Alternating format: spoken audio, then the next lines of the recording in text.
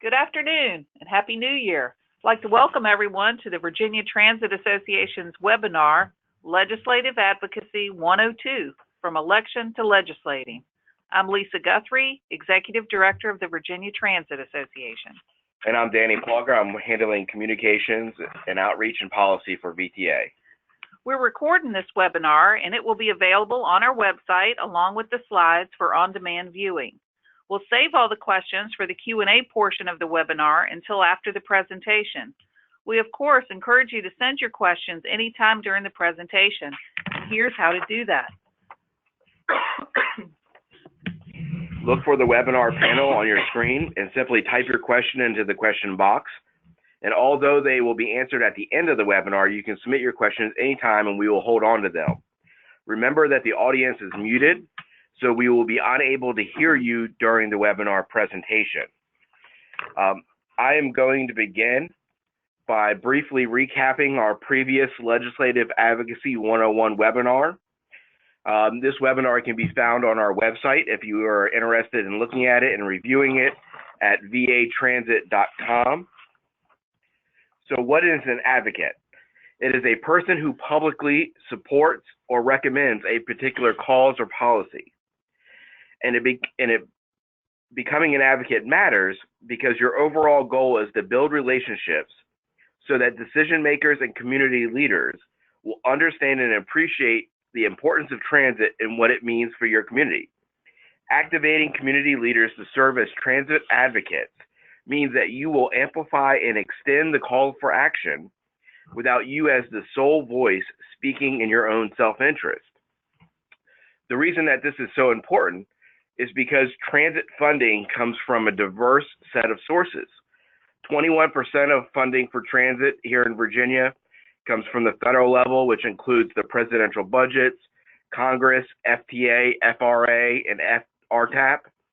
20% comes from state sources, including the governor and his budget, which we'll get into a little bit later, the General Assembly, the Commonwealth Transportation Board, and DRPT. 31% of that funding comes from city or town councils, board of supervisors, or regional bodies such as your local MPO or TPO.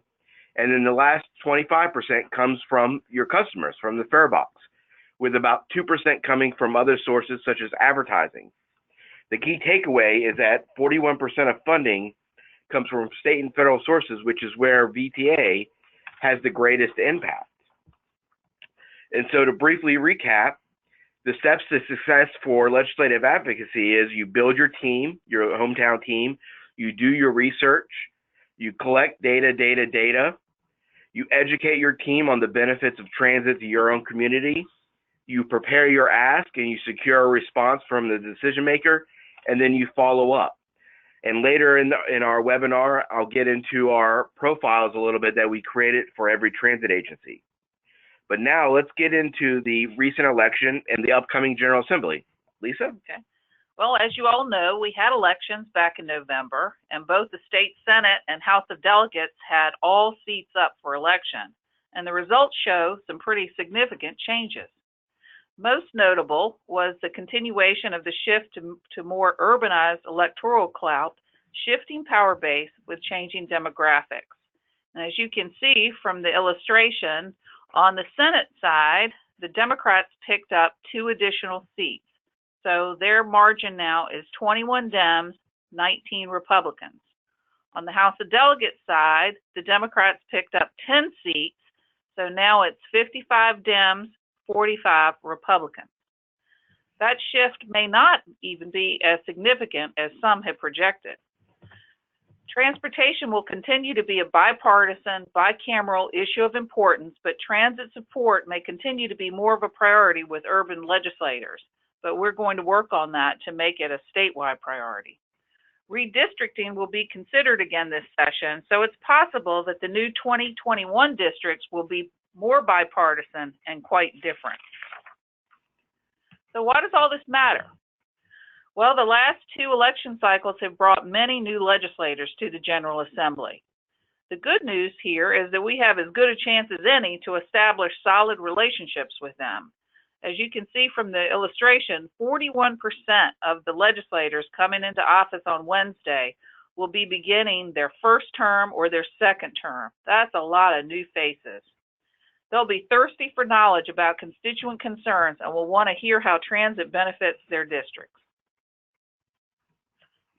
So not only has the whole makeup changed, now there's new leadership in the General Assembly. We know that elections have consequences. In a two-party political system, the party that has the majority gets to make the rules and establish the priorities. Now we have all new leadership with a capital D. Yes, many of them are from Northern Virginia because they have seniority. We also have many new women and people of color in leadership roles. So if you take a look at the chart, we have on the Senate side as the Senate leader is Senator Dick Saslaw from Fairfax County. House of Delegates, we have Delegate Eileen Fillercorn from Fairfax County. She's the first woman Speaker of the House. Now moving to minority status from majority from last session are Senator Tommy Norment from James City County in the state Senate, and then the House of Delegates, Delegate Todd Gilbert from Shenandoah County. Transportation Committee chairs, we have Senator Dave Marsden from Fairfax County, and then in the House side we have Delegate Dolores McQuinn from the city of Richmond. Finance Committee chair, very important, these money committee chairs, because they get to decide how the money is going to be raised and, even more importantly, spent.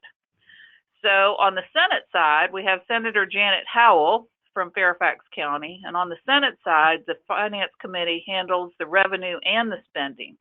On the House side, the division is split. We have Finance Committee Chair Delegate Vivian Watts from Fairfax County, and we have Delegate Luke Torian from Prince William County, new in that role. So anyway, a lot of changes. So taking a look at the session that's coming up, this is considered a long session. It's about to kick off on Wednesday, and it will run for 60 days. And it's a long session, which happens in even years because it's a biennial budget year. The governor, because the governor can only serve 4 years and cannot be immediately reelected in Virginia, this is the only time mid-term that the governor can introduce a full 2-year budget. So that's why it's a longer session to consider those impacts. So anyway, we have a listing of all these different dates. I won't get into all of them that you see on your screen, but note that it starts on Wednesday. Halfway through is considered crossover to the other chamber. So all the bills that originate in one chamber, let's say a House bill, has to finish and be and pass on the House side before it changes over, crosses over to the other chamber for the second half. Anything that's not considered in that first half dies upon crossover. We expect that veto session will be April 23rd. All the bills that complete the process all the way through veto session will become law. Okay. Thank you, Lisa. The stage's responsibilities and lobbyist influence. This is the portion of the webinar about how a bill becomes a law without any singing. So first up is the drafting, which is done by the Division of Legislative Services. This is confidential, and this is done on behalf of our members of the General Assembly. So VTA submits bill ideas, and legislators turn it over to LIS to have it put into official code language. Once that's done, the legislators can secure additional co-patrons and formally introduce the legislation, where they become the patron of the sponsor. Once it's been the bill has been formally introduced, it gets referred to a committee. In the House, that's done by the Speaker. In the Senate, it's done by the clerk. And once it's been referred to a committee, that committee chairman puts it on the official agenda for an upcoming meeting where it will be considered. And the patron of that legislation, or the sponsor, will present the language to the committee. And this is where normally citizens have the opportunity to speak on behalf of a bill or against the bill. is during its presentation before a committee. Once it happens, committee members may make amendments to the bill, or they're going to take action on it. And then there may be additional drafting of committee amendments done during this process. When a bill is before a committee, sometimes it goes to a subcommittee first. Many committees have subcommittees. Senate Finance and House Appropriations each have 8 subcommittees, and Transportation is one of them, where they deal with the financial aspects of our transportation system. There are also Senate and House Transportation Committees, which deal with other transportation policy issues, and sometimes a bill will go through both committees. And when a bill is taken up by committee, there are a handful of outcomes. First, there's report, which means it passes the committee and heads to the floor. It's failed to report, which means it dies in committee. Sometimes it can be sat on the table or passed by indefinitely, which means that it dies at crossover. It can be reported with amendments, either line amendments making small grammatical changes or changing a couple things here and there, or complete amendments of the entire piece of legislation, what's called amendment in the nature of a substitute. Or it may be re-referred to another committee to take up different portions of that piece of legislation. Once it passes a committee, it heads to the floor, where it will be read for 3 times. Block votes are often if the bill passes a committee on a unanimous vote, and it's put onto the House or Senate's uncontested calendars. Sometimes supermajorities are required for certain bills, especially constitutional amendments. Bills can be amended on the floor, and if a bill passes both houses, it is considered engrossed, or if it passed one chamber. Once it passes one chamber, it all happens over again. It gets sent to the other chamber, goes through the committee process, gets read 3 times. If the bill that passes one chamber is different than a bill that passes the other, it heads into a conference committee, which is a special committee made up of members of both the House and the Senate, where they work out those differences, and then they send the conference bill back to both chambers to be considered. If it has been passed both chambers, it gets enrolled and sent to the governor, where he has the opportunity to sign it, veto it, or make amendments, which are taken up. If it passes and is signed by the governor, it becomes a chapter of the Acts of Assembly.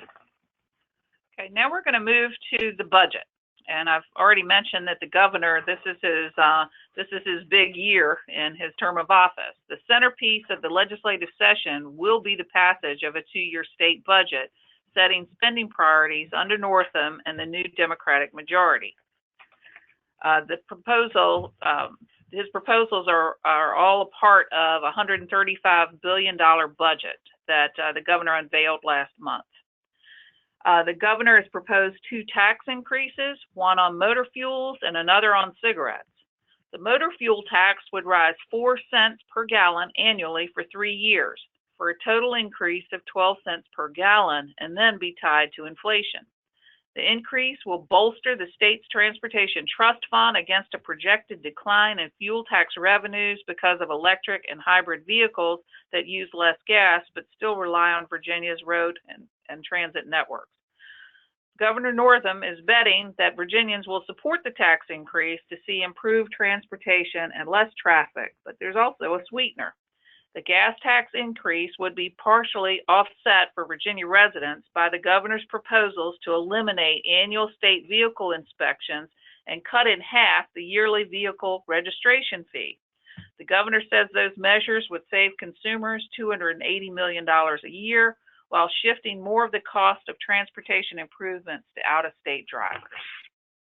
So on the governor's budget, as it pertains to transit, we looked at some of these are some bookkeeping measures in terms of, if you look at it, it looks like there's a great deal more funding for transit, but some of that is an accounting maneuver that moves some of the funds from a VDOT account to a DRPT account, and then another $100 million is actually funding some of the PREA funds instead of having those put out as bonds for to leverage some borrowing. So the remainder is a general increase for transit at about $16 million for the upcoming year, FY 2021, with another $6 million for WMATA. And so these bills also have numbers.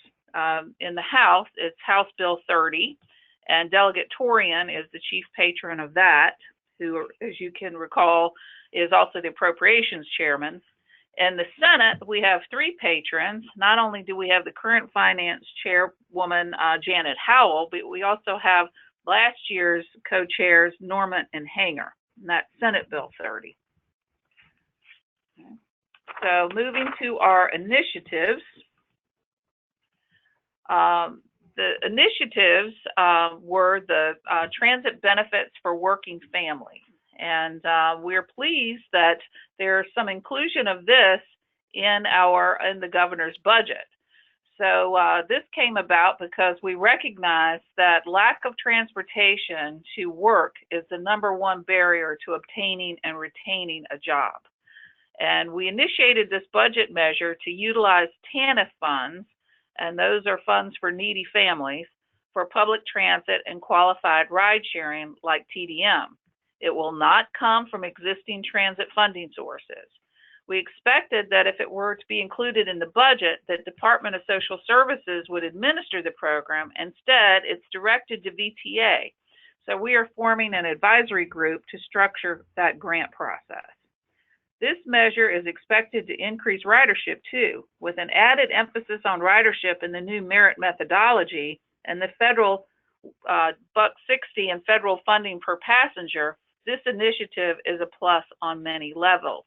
What it does is provide free transit passes for low-income individuals to either seek job training or to have access to a job. The next initiative that also should increase ridership is proposed as an incentive for businesses to offer transit commuter benefits to employees. So back in 2017, when the federal tax law changed, IRS tax law called Tax Cuts and Jobs Act of 2017, it eliminated the business deduction for employers that offer commuter benefits to their employees. And because Virginia tax law typically mirrors federal tax law, it went away at the state level as well. We're proposing to bring it back at the state level, and instead of just all commuter benefits, limit it to transit and to TDM, up to $265 per month as a deduction for an employer who offers these benefits to his or her employees. So our patrons are Delegate Vivian Watts on the House side, who's also chair of House Finance, and Senator George Barker in the state Senate, who will be the chair of the Senate Finance Transportation Subcommittee. Thank you, Lisa. We're also following some other items which are not VTA initiatives but have impact on our transit systems. The first one is HB 87. Sponsored by Delegate Lee Carter from Manassas. This bill is an extensive bill of about 90 pages that legalizes recreational marijuana. The importance for transit is it dedicates a portion of the tax revenue generated to the transit mass transit trust fund. So that is obviously something that we're following and keeping an eye on.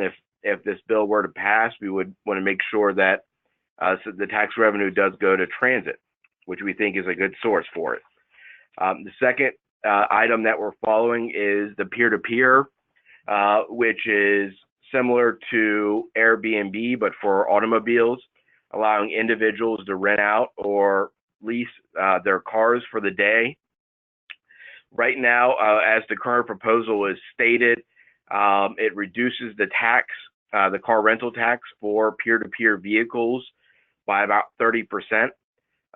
That money usually goes towards rail and transit as well as localities, and so it could have a very significant hit on our mass transit trust fund as well as our rail enhancement fund.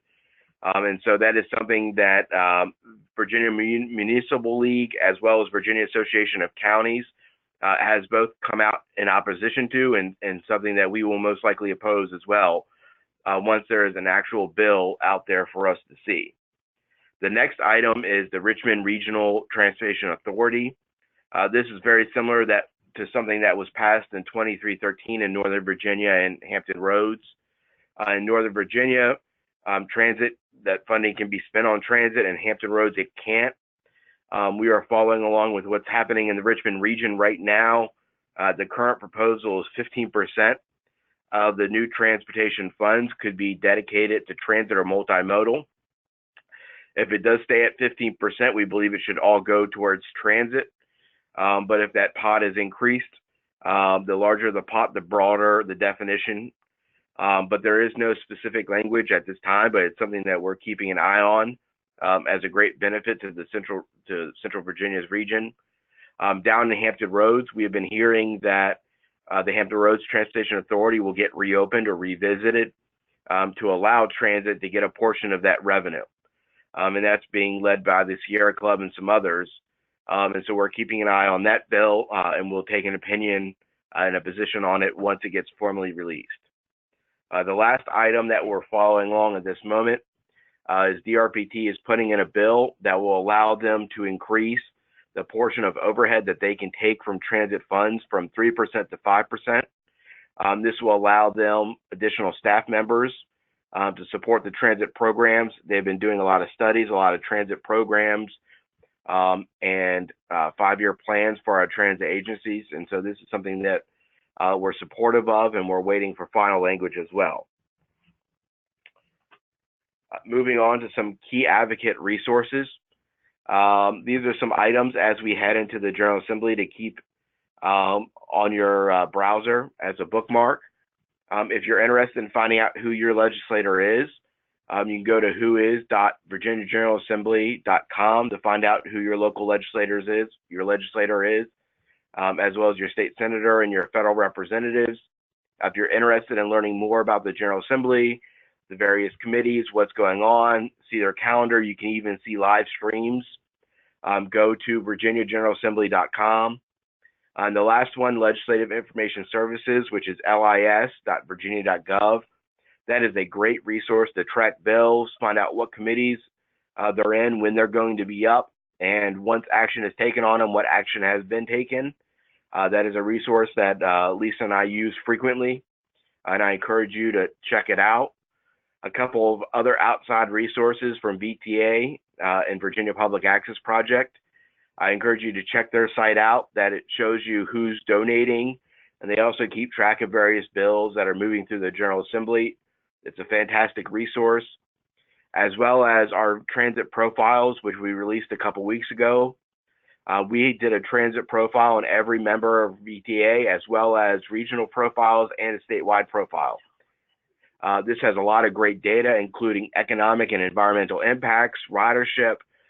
This is the type of information that legislators love. It's 6 little bullet points that they can take and convinces them and shows them the impact of transit in their own communities. Lastly, I encourage everyone, if you are not already signed up for our Transit Action Network plan, to do so. vatransit.com/action. That allows you to follow along with what's going on in the General Assembly as we send blasts and updates, as well as action alerts to allow you to contact your legislators very easily and quickly. Okay. So we have our Legislative Advocacy Day coming up on Monday, January 27th. We hope all of you are planning to come to Richmond that day. And we will have a full and fun day in store for you. And here's a peek at that day's agenda. We'll start out at 9:30 that morning, a little bit earlier, and we'll be across the street this year because we are the Virginia Association of Counties is letting us use their offices because it's a little bit more spacious than what we have here in our building. So that's at 9:30. Still within easy walking distance to the Pocahontas building. So you just need to park once really for the day. So at 10:30, we'll send you forth to go meet with your legislators at the Pocahontas building.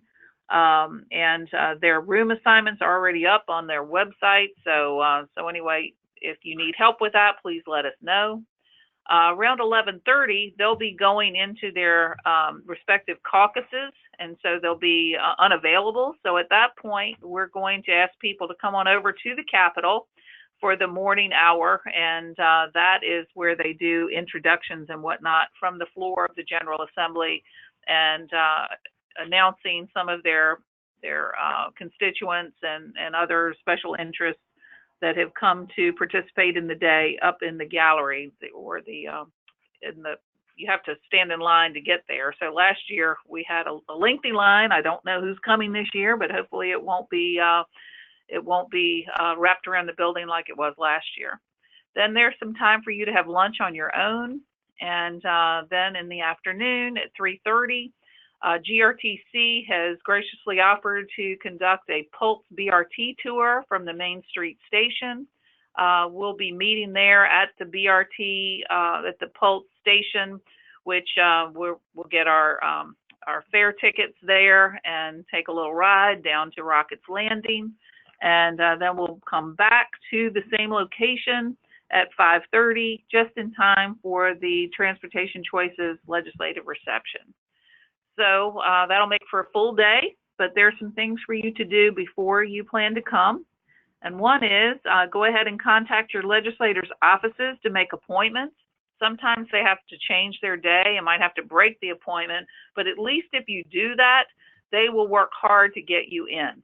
So it's better than just showing up without being announced. So if you need help with that, please let us know.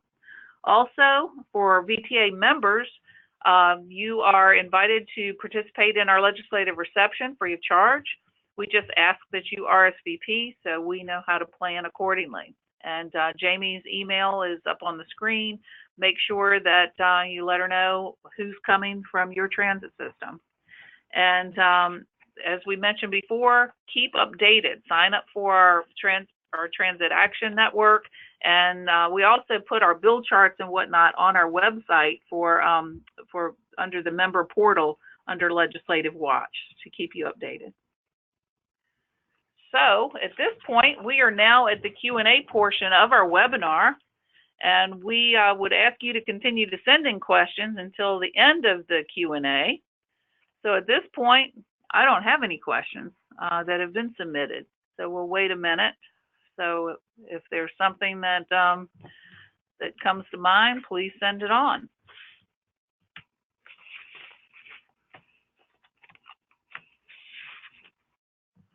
I guess we were so informative that we answered everybody's questions, Danny. Okay. Okay. All right. Well, continue to email us if anything comes to mind after the webinar. And with that, that wraps it up for us. And we thank you for participating, and we look forward to seeing everybody on Monday, January 27th. Thank you. Thanks for joining us today, and thanks for being a transit advocate.